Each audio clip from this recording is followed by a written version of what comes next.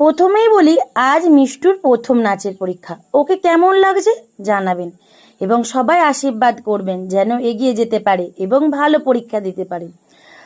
আমাদের বাবা মা যা শিক্ষা দিয়েছে সেই শিক্ষাকে কাজে লাগিয়ে এবং কিছু না পারার অভিজ্ঞতা থেকে মেয়েকে আরও ভালো মানুষ করার চেষ্টা করে চলেছি। মিষ্টু বড় হয়ে যা করতে চাইবে সেটা অবশ্যই প্রাধান্য দেব আমরা। প্রথমেই দেখতে পাচ্ছেন মিষ্টুর ম্যাডাম পরীক্ষক মহাশয়কে সংবর্ধনা দিচ্ছে ফুলের তোড়া আর উত্তরীয় দিয়ে। এইখানে যাকে দেখতে পাচ্ছেন মিষ্টুর দিদি, পিসির মেয়ে। ওদের দুজনকে কেমন লাগছে? ওরা একসঙ্গে এবারে পরীক্ষা দেবে।